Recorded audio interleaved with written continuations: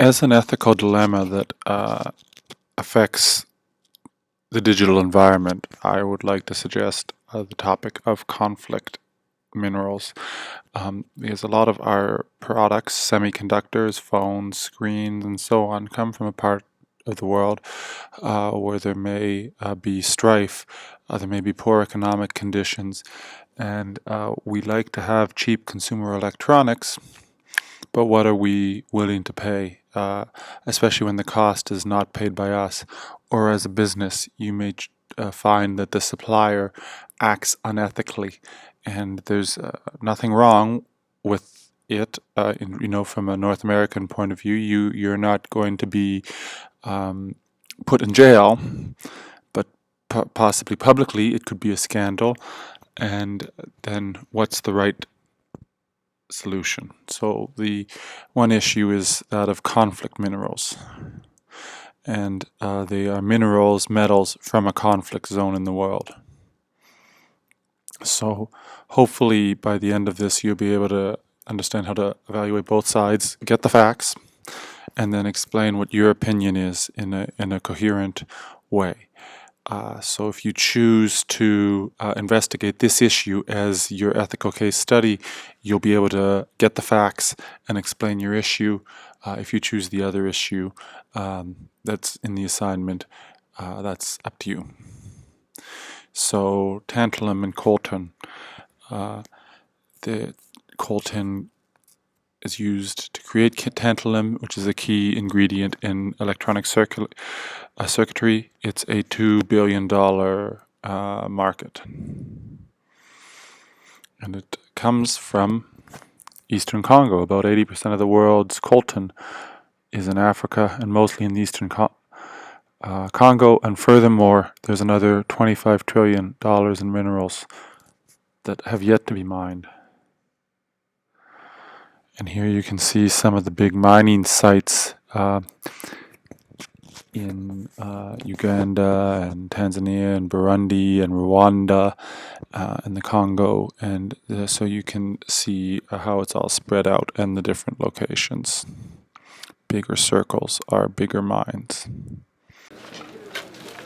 Fungamwaka, a mine in the east of Congo. These men work so that we can make telephone calls. They're mining coltan, which is indispensable for the production of mobile phones. The Democratic Republic of Congo is the world's second largest supplier of this rare mineral. Fungamwaka is a model mine. There is no child labor. State controls are carried out. Taxes are paid. Those in charge of the mine operate legally, and above all, there are no militia groups who finance themselves by smuggling resources.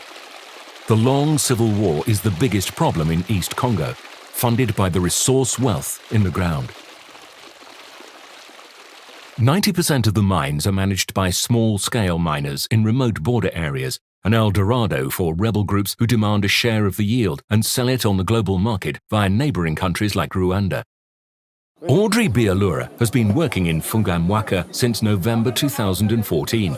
He used to be a farmer until rebels stole his cattle several years ago.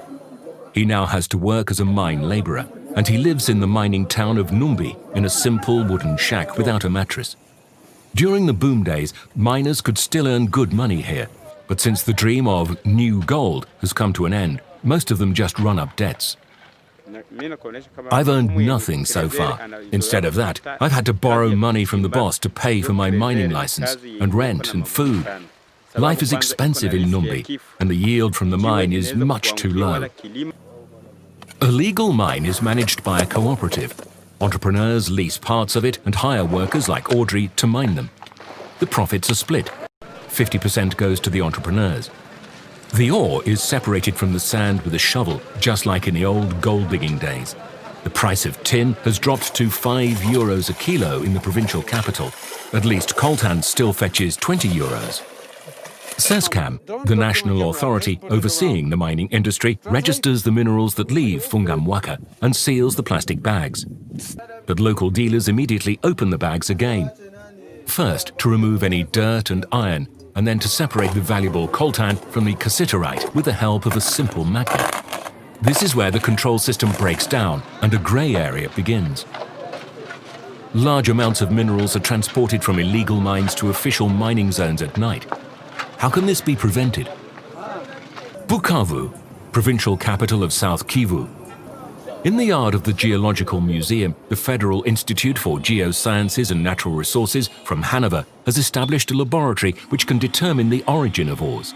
Every sediment has specific characteristics that indicate where the material is from, even when it has been transported across borders, legally or by smugglers. The geological fingerprint is a way to identify dirty minerals. But as an exporter in Bukavu explains, control measures tend to decrease the profitability of a mine like Fungamwaka. The prices on the world market stay the same. All the costs, taxes, fees, have to be carried by the mine workers. That is why Miserio and other European development organizations are demanding action from the European Union. They want to see ambitious legislation that will break the links between natural resources and conflict. Businesses that operate on the European market and sell products containing conflict minerals should be held accountable for their supply chain. They should ensure that human rights standards are respected throughout, from the raw materials to the finished product, and they should cover the cost of this. In Fungamwaka, it's only the miners who pay for the controls. They earn less. I couldn't send a single franc to my family in the last few months. I also can't go home. I would be arrested immediately because of my debts.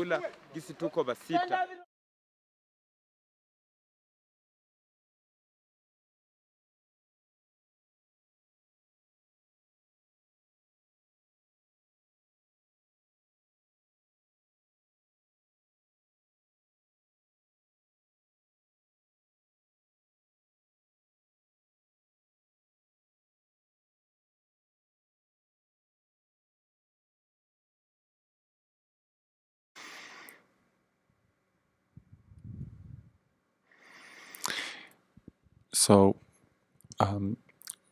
when coltan is mined, areas of forest are clear-cut.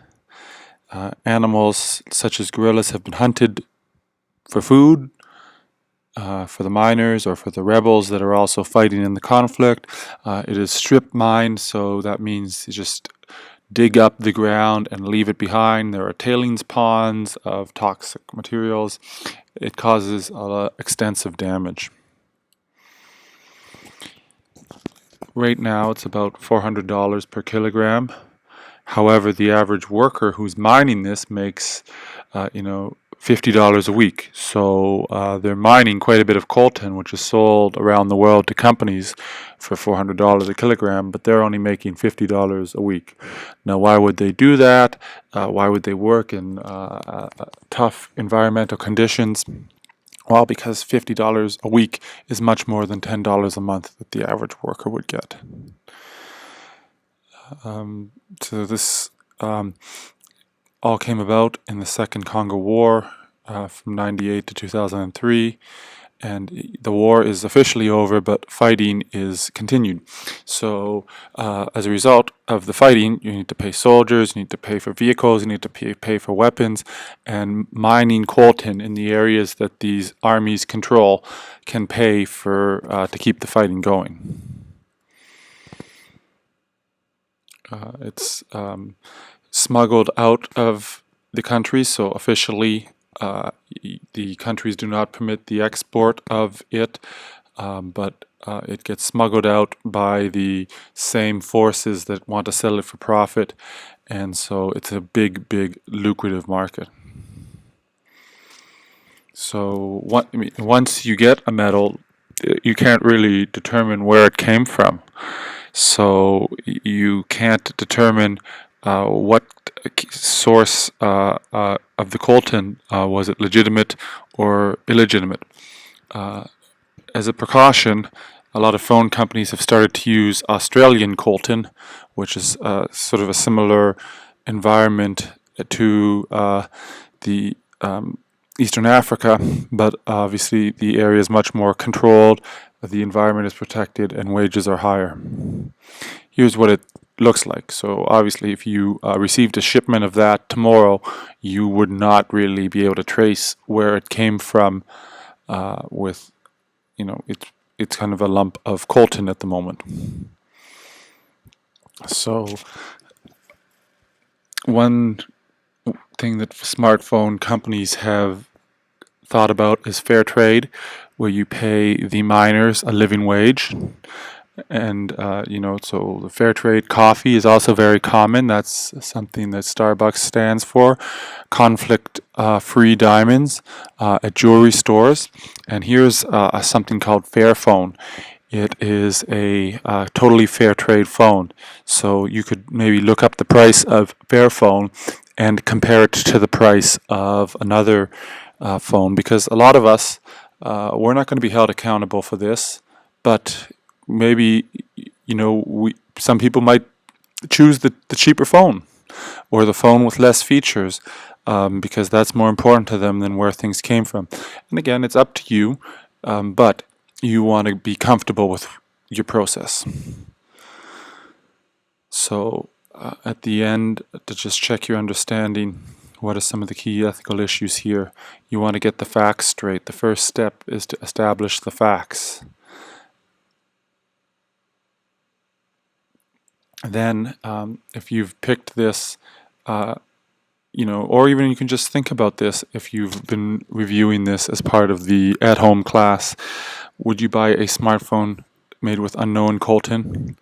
What should companies do about this, if anything, and why? And here are some resources that might help your research.